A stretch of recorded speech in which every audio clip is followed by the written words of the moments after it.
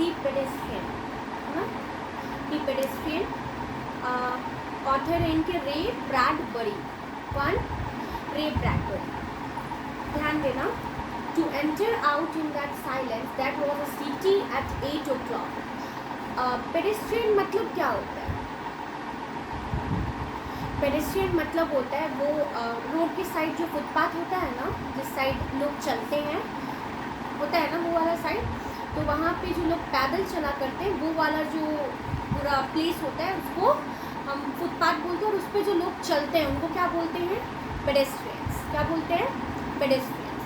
कहानी का पूरी कहानी के जो प्रोटैगनिस्ट है, प्रोटैगनिस्ट मतलब मेन कैरेक्टर, हीरो, दो चीज़ के अराउंड ये कहानी पूरी आपकी घूम रही है। एक तो हीरो जो मेन कैरेक्टर है, जो जिनके बारे में बोला गया है ना, वो, और एक पुलिस की कार जो रोबोटिक पुलिस है। कौन पुलिस है? Robotic police.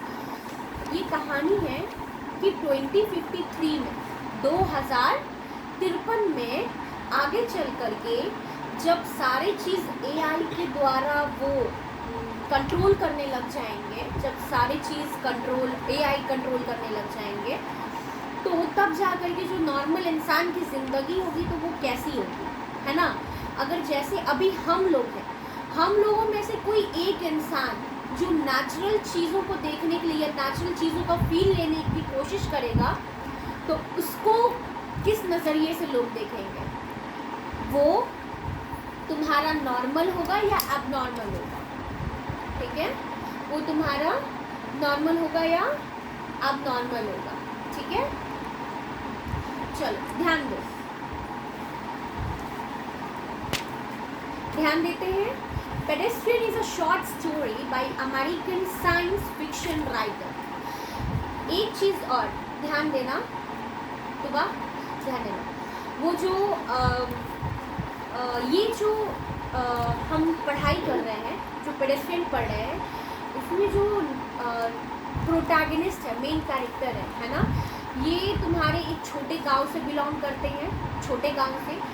उनको पढ़ाई में ज़्यादा इंटरेस्ट नहीं था शुरू से, ठीक है, मतलब पढ़ाई लिखाई में उतना ज़्यादा इंटरेस्ट नहीं था, लेकिन उनको लिखने का बहुत ज़्यादा शौक था, शुरू से उनको लिखने का शौक था। ठीक है, तो वो क्या करते थे, उनकी फैमिली हालत उतनी अच्छी भी नहीं थी, मम्मी पापा उतना नहीं कमाते थे कि उनको पढ़ाई करवा दिया जा सके जा करके। ठीक है, तो उन्होंने स्कूलिंग की, कॉलेजेस का फ़ी वो अफोर्ड नहीं कर पाए, इस वजह से वो खुद से पढ़ाई की। लाइब्रेरी जाते थे, सरकारी लाइब्रेरी अवेलेबल होता है पढ़ने वाले बच्चों के लिए, लाइब्रेरी जाया करते थे, है ना, लाइब्रेरी जाया करते थे, वहाँ से पढ़ाई करते थे, वहाँ से अलग अलग चीज़ों के बारे में पढ़ते थे, न्यूज़पेपर पढ़ते थे, मैगजीन्स पढ़ते थे, कहीं से उनको कोई भी सोर्स मिलता था उनको ज्ञान का, वो पढ़ लेते थे, क्योंकि उनके परिवार अफोर्ड नहीं कर पाते थे पढ़ाई। ठीक है, तो वो पढ़कर उन्होंने लिखना स्टार्ट किया। लेकिन जैसे होता है ना कि जब कोई फेमस नहीं होते, चाहे वो कितने ही अच्छे क्यों ना हो, है ना, हम डार्विन के बारे में बताए थे, जब तक वो फेमस नहीं हुए, वो बायोलॉजिस्ट के नाम से जाने नहीं गए, क्योंकि किसी ने भी उनके थ्योरी पे विश्वास नहीं किया था ना। लेकिन जैसे ही कोई फेमस हो जाता है तो तुमको लगता है ना कि नहीं यार, ये कर रहा है तो सही कर रहा है, अगर ये कर रहा है तो सही कर रहा है, फेमस है। तो वो फेमस नहीं थे, तो उनकी बुक्स कोई पढ़ता नहीं था, उनका लिखा हुआ कोई लेता नहीं था, है ना, और उनके पास इतना सारा पैसा नहीं था कि वो एडवर्टाइज में लगा दें, पब्लिश करवा दें, अच्छे अच्छे होर्डिंग्स लगवा दें, पैसा तो था नहीं, लेकिन वो बहुत टैलेंटेड थे, है ना।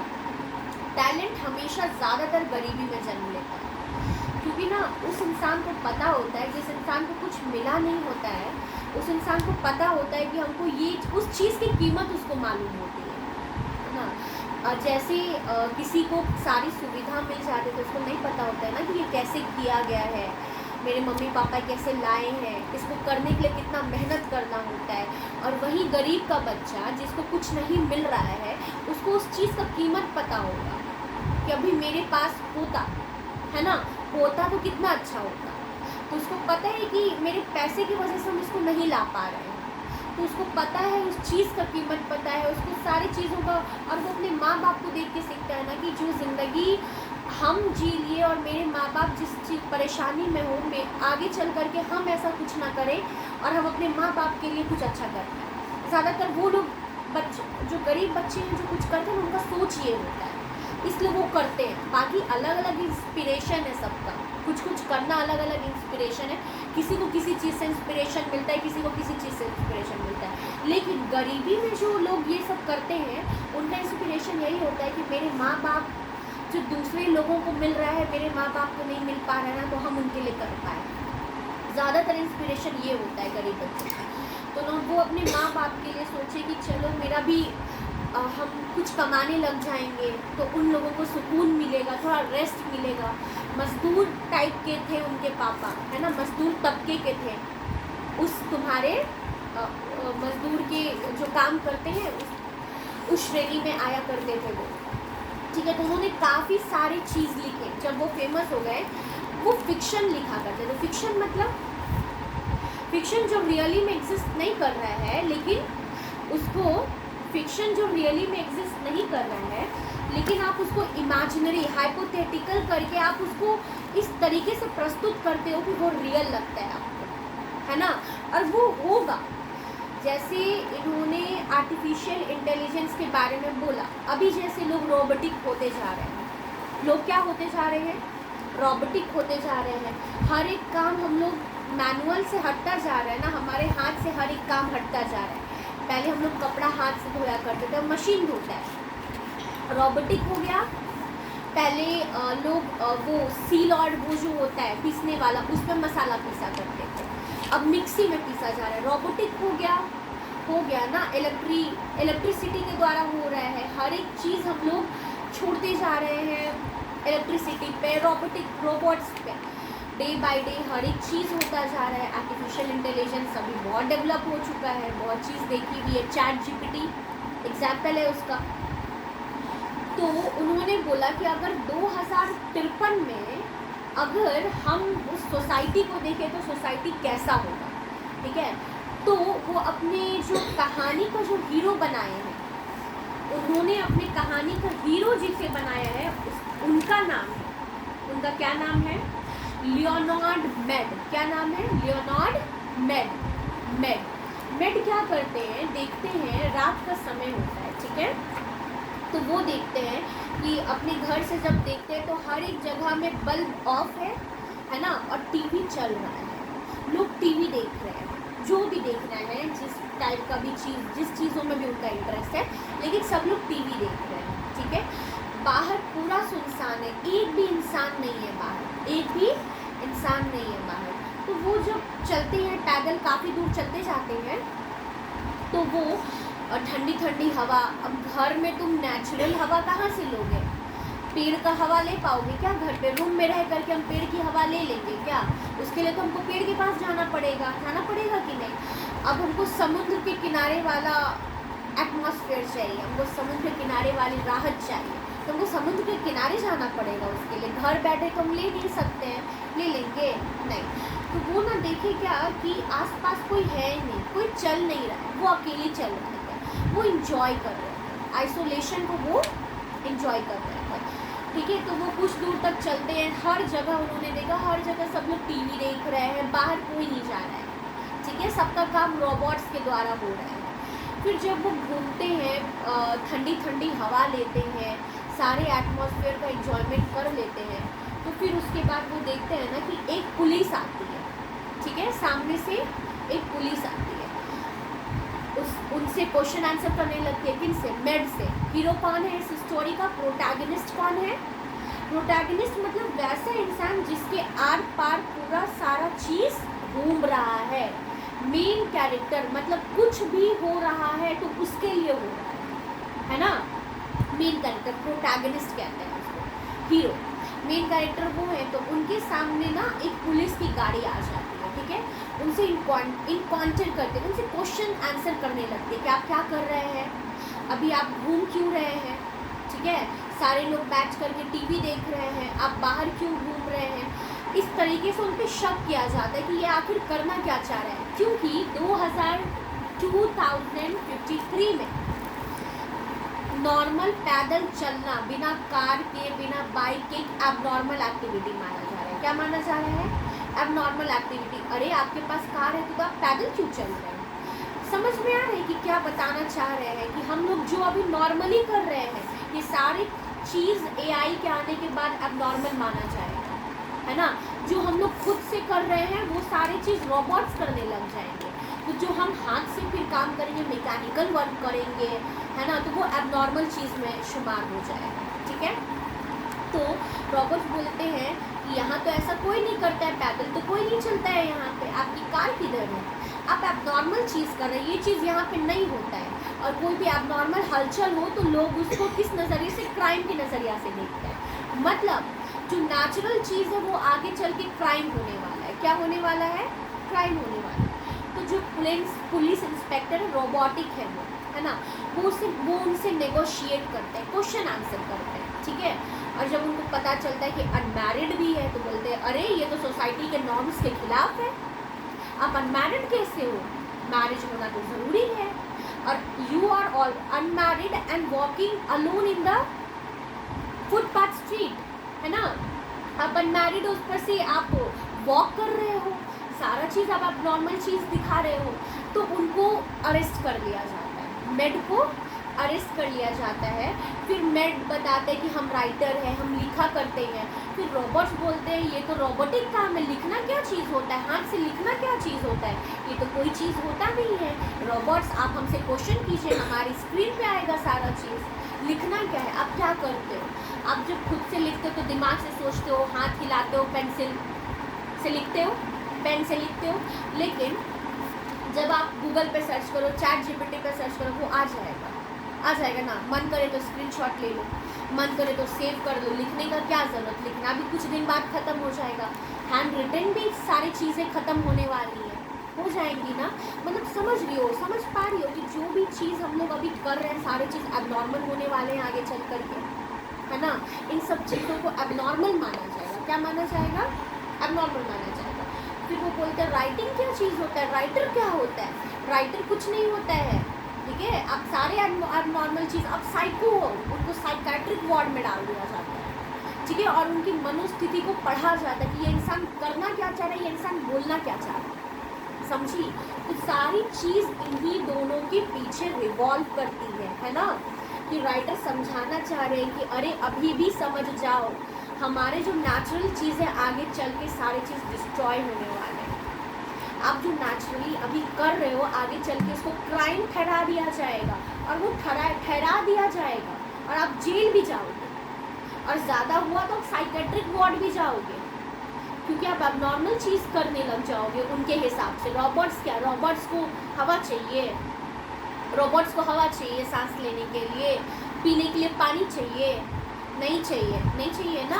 बट हमें तो सांस लेने के लिए अच्छी हवा चाहिए, शुद्ध हवा चाहिए, पीने के लिए पानी चाहिए, तो वो तो उनके लिए अब नॉर्मल हो जाएगा ना। तुम जब उनसे पूछोगे वो बोलोगे पानी पीना है रोबोट से, तो वो तो उनके लिए अब नॉर्मल हो जाएगा ना। पानी हम पिएंगे भाई, हमारा सिस्टम हिल जाएगा। पानी डालोगी तुम इलेक्ट्रिसिटी वाले चीज़ों पे डालोगी तो क्या होगा? उनका तो सिस्टम हिल जाएगा, सारे चीज़ शॉर्ट सर्किट होने लग जाएंगे। तो अब नॉर्मल है ना उनके लिए वो चीज़। तो हम लोग जो नॉर्मली ले रहे हैं, जो इंसान को नॉर्मल है वो रोबोट्स के लिए अब नॉर्मल नहीं है ना। तो आगे चल के जो भी इंसान नॉर्मल काम करेंगे वो सब अब नॉर्मल है। और क्योंकि डे बाय डे इंसान को रिप्लेस करके रोबोट्स आ रहे हैं, आर्टिफिशियल इंटेलिजेंस आ रहे हैं, तो सारा चीज़ तो उनके हाथ में ही होगा। अब जैसे पुलिस उनके हाथ में है, अब क्या ही कर पाओगे? वो आपको अरेस्ट करके लेके जाएंगे कि आप क्रिमिनल हो, आप क्राइम कर रहे हो, आप पैदल नहीं चल सकते। आप पैदल कैसे चल सकते हो, है ना? आप हवा कैसे ले सकते हो, आप सांस कैसे ले सकते हो? ये तो हमारे सिस्टम में है ही नहीं, ये तो नॉर्मल चीज़ है ना। इसी चीज़ को बताना चाह रहे राइटर कि अभी भी समझ जाओ, है ना, कि अगर ह्यूमैनिटी को रखना है, अगर चाहते हो कि इंसान अभी रहे, जैसे डायनासोरस थे ना पहले, वो समाप्त हुए तो हम लोग इंसान आए ना। शायद हो सकता है कि हम लोग पूरे समाप्त हो जाए तो सिर्फ रोबोट का राज चले, है ना।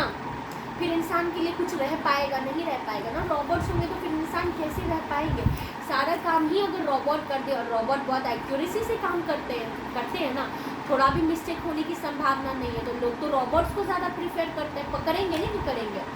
तो आपका डे बाय डे हर एक काम को रिप्लेस रोबोट्स कर रहे हैं। इंसान के पास पैसा नहीं रहेगा तो वो खाना कहाँ से प्रोवाइड करवाएंगे, कैसे खाना आएगा? खाना नहीं खाएंगे तो इंसान मरेंगे, स्टारवेशन से तो लोग मर जाएंगे, मरेंगे ना, स्टारवेशन से लोग मरेंगे।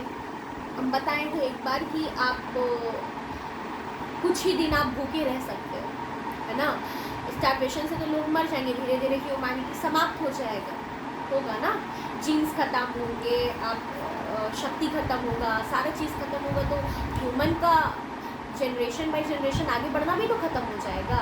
समझ लो हम क्या बोलना चाह रहे हैं। अगर इंसान में वो हिम्मत ही नहीं होगा, है ना, इंसान he is not capable of producing there young ones, तो एक समय पे तो जाकर के इंसान का होना रुक जाएगा, फिर रोबोट्स ही रहेंगे। तो जैसे डायनासोरस के बाद हमारा राज हुआ, हो सकता है हमारे बाद आर्टिफिशियल इंटेलिजेंस का राज हो, धीरे धीरे तो सब खत्म हो जाएगा। राइटर यही बताना चाह रहे हैं, ठीक है। थीम्स हमारा कुछ इम्पॉर्टेंट पॉइंट है ना, याद करना है। कौन सी ईयर में ट्रैवल कर रहे हैं राइटर? ईयर 2053। कौन सी ईयर में? 2053, ठीक है। प्रोटैगनिस्ट कौन है? लियोनार्ड मान। कौन है? लियोनार्ड मान। फोकस किया गया है डीह्यूमनाइजिंग, मतलब ह्यूमन कैसे खत्म हो रहा है ना, ह्यूमन की हरकतों से ही ह्यूमन खत्म हो रहा है, उसको कोई और समाप्त नहीं कर रहा है, ह्यूमन की हरकत से ही ह्यूमन खत्म हो रहा है, ठीक है। साइकेट्रिक सेंटर, उनको रिसर्च के लिए उनको साइकेट्रिक सेंटर में भेजा जाता है, उनके दिमाग में कि क्या उल्टा पुल्टा चल रहा है, उस चीज़ को रिसर्च करने के लिए। जैसे ना कुछ मशीन्स आते हैं ना कि आप सही बोल रहे हो या गलत बोल रहे हो, कैसे पता लगता है आपके अंदर के, जैसे आप कुछ गलत बोलते हो ना, अगर आपसे सामने वाला क्वेश्चन पूछता है, होता है ना, मशीन यहाँ पे लगा दिया जाता है, दिमाग के नर्व्स वगैरह सब में लगा दिया जाता है और पूछा जाता है क्वेश्चन सही है या गलत है। कैसे पता लगता है कि आप गलत बोल रहे हो या सही बोल रहे हो? अगर आप सही बोलते हो ना तो आप एक्साइटेड नहीं होते, आपके अंदर के पल्स ना, आप नॉर्मल रहते हो, ठीक है। और अगर आप गलत बोलने लगते हो ना तो आप हड़बड़ा जाते हो, हड़बड़ाते तो हार्ट बीट बढ़ता है कि नहीं बढ़ता है, पल्स रेट तेज होता है। उसी का ECG डायग्राम देखा जाता है कि वो कितने रफ्तार से आपका तेज हो रहा है, कम हो रहा है, उस हिसाब से पता लगा जाता है कि आपने आंसर गलत बोला कि सही बोला। अगर आपने सही बोला है तो आप नॉर्मल रहोगे, अगर हम सही काम किए तो हम नॉर्मल रहेंगे ना। अगर हम गलत किए और सामने वाला पूछ रहा है और हम बोल दिए कि नहीं हम नहीं किए, लेकिन तुम गलत किए हो, अंदर तो फील है कि हम गलत किए हैं, तो वो अंदर वाला आपके नर्व्स बता रहे हैं, आपका पूरा मेंटालिटी बता रहे हैं कि आप क्या किए हो, तो इस तरीके से पता लग जाता है। तो धीरे धीरे जब अभी ये आ गए तो धीरे धीरे बहुत कुछ आ जाएगा। तो वही बताया गया है कि साइकेट्रिक वार्ड में बहुत ऐसी कुछ हैं जो उसमें लगा करके पता लगाया जा सकता है कि ये इंसान करना क्या चाह रहा है, ये इंसान है क्या, हमारे लिए परेशान तो नहीं क्रिएट करेगा, है ना, हमारे लिए कुछ परेशानी तो क्रिएट नहीं करेगा, हमें ख़त्म करने के लिए तो नहीं आया है ना। इसलिए उनको भेजा गया उनको स्टडी करने के लिए, क्योंकि वो जो बोल रहे थे इन लोगों के समझ के बाहर था, समझ ही नहीं। वो तो ह्यूमन के बारे में बोल रहे थे, वो नेचर के बारे में बोल रहे थे। रॉबर्ट्स क्या जाने नेचर के बारे में, उनको सांस ही नहीं लेना है तो उनको हवा का क्या लेना देना, सांस लेना होता तब ना उनको हवा से मतलब होता, समझिए।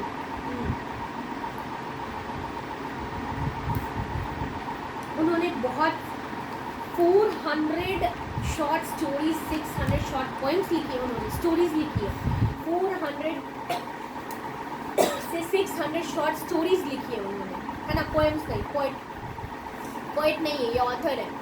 तो उनकी जो शॉर्ट स्टोरीज है ना, उनको पर्टिकुलर कर करके उनके एक नॉवेल का रूप दे दिया गया। किसका? नॉवेल का। नॉवेल आप मेनली फिक्शन ही पढ़ते हो ना, ज़्यादातर नॉवेल देखते हो ना जिसमें आपको इंटरेस्ट है, आता ना, ज़्यादातर नॉवेल्स फिक्शन पे ही डिपेंड होते हैं, लोगों को इंटरेस्ट आता है ना। फिक्शन चीज़ भी देखो जिसमें VFX वगैरह सब यूज़ हुआ है, मज़ा आता है ना। वैसे सारा ज़्यादातर चीज़ इन्होंने फिक्शन पे ही लिखा है, काफ़ी सारी चीज़ें हैं, ध्यान देना है। लियोनार्ड मेट जो है goes for walks along every night on the streets in 2053, मतलब लियोनार्ड मार्ट जो है वो रोज़ अकेले घुमा करते हैं स्ट्रीट पे। कौन से ईयर में? 2053 में।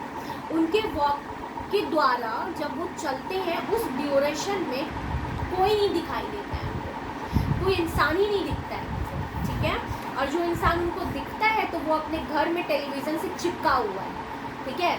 और एक चीज़ इसमें ये भी हुआ, जब वो बोलते हैं कि हम समुद्र के किनारे सी का लहर देखने जा रहे हैं, तो उनको रॉबर्ट्स बोलते हैं कि आप टीवी पे देखो, सी का लहर आप टीवी पे देखो, आप समुद्र के किनारे क्यों देखने जा रहे हो? आपके पास टीवी अवेलेबल है, आप टीवी पे लहर देखो, आप सब चीज़ देख सकते हो, आप एक समय पे एक जगह पर बैठ कर के सारा चीज़ देख सकते हो। और अगर आपको समुद्र में लहर देखना है तो आपको समुद्र के पास जाना होगा। अगर आपको कुछ नेचुरली देखना है तो आपको वहाँ जाना होगा। लेकिन अगर आप टीवी पे देखते हो तो घर में बैठे बिठाए देखते हो। But difference is what?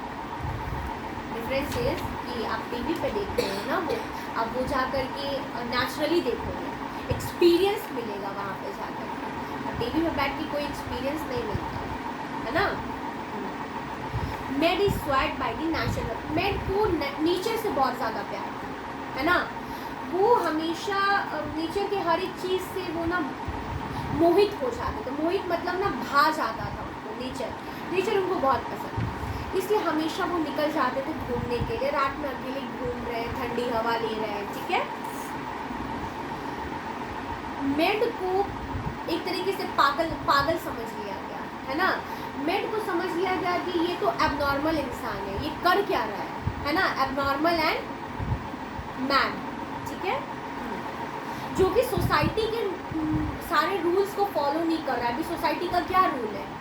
खाओ पियो, घर में बैठे रहो, बाहर जाना है कार से जाओ। आगे चल कर के अभी इतने लोगों के पास कार है, और लोगों के पास कार आएंगी, सबके पास कार आ जाएंगी, पैदल चलना ख़त्म हो जाएगा, ठीक है। तो आप पैदल क्यों चल रहे हो? सबसे पहले अब नॉर्मल चीज़ तो आप पैदल क्यों चल रहे हो? कार से चलना चाहिए आपको। तो वो सोसाइटी, उस समय की सोसाइटी का नॉर्म्स वो फॉलो नहीं कर रहे हैं, समझी। उस समय का सोसाइटी का नॉर्म्स क्या है कि आप पैदल नहीं चल सकते हो, है ना। आप बाहर कैसे निकल सकते हो? कुछ भी देखना है तो टीवी पे देखो आप, ठीक है। मेड के पास टेलीविज़न नहीं था क्योंकि वो अफोर्ड नहीं कर पाए। और हम ये चीज़ शुरू में भी बताए कि एक्सपीरियंस उन्हीं के पास आता है जिनके पास वो चीज़ होता नहीं है। उस चीज़ को पाने के लिए वो बहुत हद तक जाएगा, और उस हद तक जाएगा जहाँ तक उसको पूरा एक्सपीरियंस आ चुका होगा, समझ रही है। और जिसको मिल जाता है ना, फिर उनको क्या ही ज़रूरत है, मिल गया, अब उनको क्यों ही करना है। इनके पास टेलीविज़न नहीं था, तो जो चीज़ लोग टीवी पे देख रहे थे ये नेचुरली देखने जा रहे थे, है ना। तो नेचुरली देखने जाएंगे तो उनको तो ज़्यादा एक्सपीरियंस आएगा, है ना। इनके पास टेलीविज़न नहीं था, अफोर्ड नहीं कर पाते थे, इसलिए इन्होंने लिखना शुरू किया। नेचर से इतने प्रभावित हुए कि उस पर लिखना स्टार्ट किया, ठीक है। एन ऑब्सोलीट प्रोफेशन, ठीक है, राइटर थे। एंड टेक सॉलिटरी वॉक्स, हमेशा अकेले, है ना, आइसोलेटेड रह करके हर चीज़ को एंजॉय करते हुए वॉक किया करते थे, ठीक है। पुलिस कार्ड उनको हम बताएं, यही पूरा थीम है, यही पूरी स्टोरी है। इसके अंदर आप बस इसका आंसर्स आप करोगे कि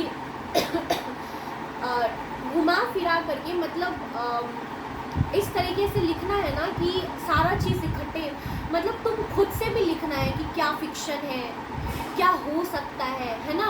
जब इस तरीके से लिखो, अच्छा वो कैब यूज़ करना है, जब ये सब यूज़ करोगे ना तो आंसर थोड़ा इजी हो जाएगा। पैटर्न सेम ही होता है, बाकी सारा चीज़ इजी हो जाएगा, ठीक है। क्या बताए, फिर रोबोट आते हैं उनके पास, रोबोट उनको उठा के लेके जाते हैं, पहले पूछताछ करते हैं, समझ में नहीं आता है उनका बात, उठा के लेके जाते हैं, साइकेट्रिक वार्ड में डाल देते हैं, उन पर रिसर्च करवाने के लिए कि करना क्या चाह रहे हैं इंसान, ठीक है।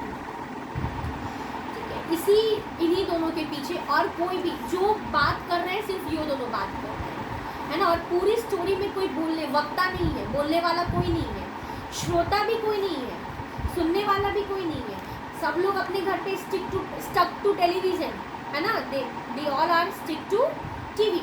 बट ये जो है राइटर जो है, नहीं, जो प्रोटैगनिस्ट जो है मेन कैरेक्टर, वो बोल रहे हैं और सामने से रोबोटिक पुलिस बोल रही है, और इसके अलावा किसी से बातचीत का माहौल नहीं बना है ना, समझी। और ये जो राइटर है ये हमें बताना चाह रहे हैं, ठीक है। थीम्स आया करते हैं, कैरेक्टर्स के बारे में आया करते हैं कि कौन सा कैरेक्टर क्या है, तो इसमें 2 कैरेक्टर के ही बारे में बात किया है। तीसरा कैरेक्टर लोगों के बारे में बात किया है जो कि अब रोबोट बन चुके हैं, है ना। थीम्स टेक्नोलॉजी एंड डीह्यूमनाइजेशन, मतलब जैसे जैसे टेक्नोलॉजी आता जा रहा है ह्यूमन समाप्ति की ओर जाते जा रहे हैं। जहाँ पे टेक्नोलॉजी आएंगे आपके ह्यूमन का काम ही नहीं होगा। आप किसी सिंपल सी बात है ना, आप किसी टीचर से क्वेश्चन करो, टीचर थोड़ा टाइम ले लेता है आंसर देने में, आप इरिटेट हो जाते हो, होते हो ना। टीचर सटीक आंसर नहीं देता है, थोड़ा कोशिश करता है कि थोड़ा समझा के करे, थोड़ा हम करके करें, तो आप क्योंकि अब आप पेशेंस लेवल नहीं है, फ्रस्ट्रेट हो जाते हैं बच्चे, डायरेक्ट गूगल पे सर्च करते हैं ना, चैट जीपीटी पे सर्च करते हैं, उनको टू दी पॉइंट आंसर आ जाता है। तो लोगों को लग रहा है ना कि ये ज़्यादा बेटर, तो अब लोगों के लगने से धीरे धीरे डीह्यूमनाइजेशन होता जा रहा है, ह्यूमन समाप्ति की ओर जाता जा रहा है। ठीक है, ये पहला थीम है, इसमें काफ़ी कुछ लिखा हुआ है ना, काफ़ी कुछ लिखा हुआ है, बताएंगे क्या क्या चीज़ यूज़ किया गया है। फिर वो बताए थे, हम सिमिली बताए थे, मेटाफर्स बताए थे, पर्सोनिफिकेशन बताए थे, इन सभी चीज़ को ले करके लिखना है। ठीक है, सारी चीज़ों को ले करके लिखना है, छोड़ना कुछ भी नहीं है। ठीक है,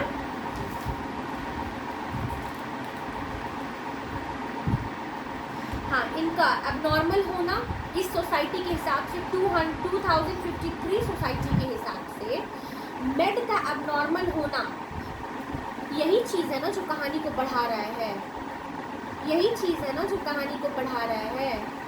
नींद आ रही है साइमा, हेड डाउन कर लो थोड़ा देर, हम आते हैं, कर लो आते हैं फिर। ठीक है, तो उनका एबनॉर्मल होना 2053 में उनका एबनॉर्मल होना कहानी को बढ़ा रहा है ना, उनका एबनॉर्मल होना ही तो कहानी है। अगर वो एबनॉर्मल नहीं होते, सब लोग अपना काम करते, तो कहानी कहाँ से आती। ठीक है, तो ये थीम किस चीज़ के अराउंड सारी चीज़ रोटेट हो रहा है। ठीक है, नेचर वर्सेस सिटी, ये सबसे इम्पॉर्टेंट है कि आपको नेचर लिखना है वर्सेस अर्बनाइजेशन। अर्बनाइजेशन मतलब इंडस्ट्रियलाइजेशन होता ही तो जा रहा है ना, डे बाय डे हो गया, फॉरेस्ट समाप्त हो गया, बड़े बड़े फ्लैट्स बन गए, ये हो चुका है ना। अब और भी इनको भी हटाना है, अब जो पेड़ हैं थोड़े मोड़े जो बचे हुए हैं उनको भी हटाना है ना, वो भी हट रहे हैं। मतलब नेचर को हटा के हम सिटी बना ही रहे हैं, क्योंकि पैसा उसी से आ रहा है लोगों को। क्या कर रहे हैं लोग, कहीं भी घर बनाते हैं, रेंट पे लगा देते हैं, घर बैठे उनको पैसा आ रहा है। रेंट पे उनको कुछ करना होता है, कुछ नहीं करना होता है, घर बैठे उनको पैसा आता है, तो यही कर रहे हैं ना लोग। तो घर कैसे बनाएंगे, पेड़ वगैरह सबको समाप्त करेंगे तब ना उनको जगह मिलेगा जो वो घर बनाएंगे। तो नेचर वर्सेस सिटी, ये सबसे इम्पॉर्टेंट चीज़ है। तुमको नेचर के बारे में लिखना है, फिर सिटी के बारे में लिखना है। ठीक है, और फिर अपने पॉइंट्स लिखने हैं कि तुम क्या सोच रही हो नेचर और सिटी में, अपना भी लिखना होता है लिटरेचर में। ठीक है, 3 थीम है। ठीक है, और फिर कहानी क्लियर है, डाउट है, इसको पढ़ के रखोगी और पूछना कि इसमें और क्या डाउट है। बाकी सारा चीज़ तो हम बता दिए हैं। याद करने का कुछ चीज़ है ना, हम मार्क भी कर दिए, याद करने का कुछ चीज़ है। यस, आयनी मतलब क्या होता है, आयनी मतलब क्या होता है, ऑपोजिट, कॉन्ट्रास्ट, मतलब एक दूसरे से क्लैश करना। क्या चीज़ क्लैश कर रहा है, मेंटालिटी क्लैश कर रहा है। यहाँ पे जो मेन कैरेक्टर जो है, इनका मेंटालिटी, ये नेचर में रहना चाहते हैं, और जो रोबोट्स हैं उनको नेचर से लेना देना नहीं है। मेंटालिटी क्रैश कर रहा है। आईनी मतलब एक दूसरे के बिल्कुल ऑपोजिट, समझ रहे हो। आईनी लिखा जाता है, बहुत इंपॉर्टेंट होता है ना आईनी। फिगर्स ऑफ स्पीच, सिमिले मतलब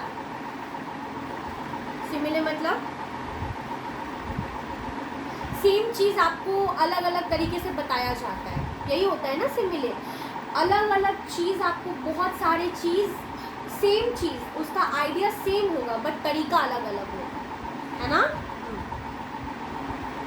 मेटाफर क्या होता है, जब दो चीज़ आपके वो किए जाए, कंपैरिजन किया जाए, लेकिन बिल्कुल क्लियरली कंपैरिजन ना किया जाए, ठीक है। कंपैरिजन किया जाए लेकिन पर्टिकुलरली उसको पॉइंट आउट करके कंपैरिजन ना किया जाए, है ना, उसको हम मेटाफर बोलते हैं। हम बता भी चुके, फिर हम बताएंगे भी चैप्टर्स में जो आएंगे उस शब्द को ले लेके बताएंगे। और क्यों सिर्फ पोएम का लाइन्स याद नहीं रखना है, स्टोरी का भी कुछ कुछ इंपॉर्टेंट लाइन याद रखना है कि यहाँ पे मेटाफर आया था, यहाँ पे सिमिली आया था, है ना, तब पूरे मार्क्स उठते हैं, ठीक है, तब पूरे मार्क्स उठते हैं। ज़्यादा याद नहीं करना, ऐसा नहीं कि हम पूरा स्टोरी रख लिए, लेकिन कुछ कुछ इंपॉर्टेंट लाइन जैसे जो मेटाफोरिकली है ना, और स्टोरी है तो तुम खुद से भी लिख सकती है, पोएम तो नहीं है ना कि तुम सेम वही चीज़ लिखेगी जो लिखा रहता है ना, स्टोरी है तो बस थोड़ा सा याद रहे कि क्या है, तुम खुद से भी लिख सकते हैं, ठीक है। पर्सोनिफिकेशन मतलब जो जीवित नहीं है लेकिन आप उसको ऐसे समझाते हो, ऐसे बताते हो जो लगे रियल लाइफ में एग्जिस्ट कर रहा है ना, वो अभी जीवित नहीं है, वो है नहीं, वो अभी एग्जिस्ट कर नहीं रहा है, लेकिन आप उसको ऐसे बताते हो, इस तरीके से बताते हो जो रियल लाइफ में जैसे कि एग्जिस्ट कर रहा है, उसको हम क्या बोलते हैं, पर्सोनिफिकेशन। ओनोमैटोपोइया क्या होता है, जिसका साउंड कुछ मीनिंग कन्वे करे, है ना, जिसका साउंड कुछ मीनिंग कन्वे करे। तो ये अगले क्लास में फिर बताएंगे कि कौन से वर्ड में ओनोमैटोपोइया आया, कौन से वर्ड में पर्सोनिफिकेशन आया, और कौन से वर्ड में सिमिले आया, और कौन से वर्ड में मेटाफर्स आया, ठीक है, समझिए।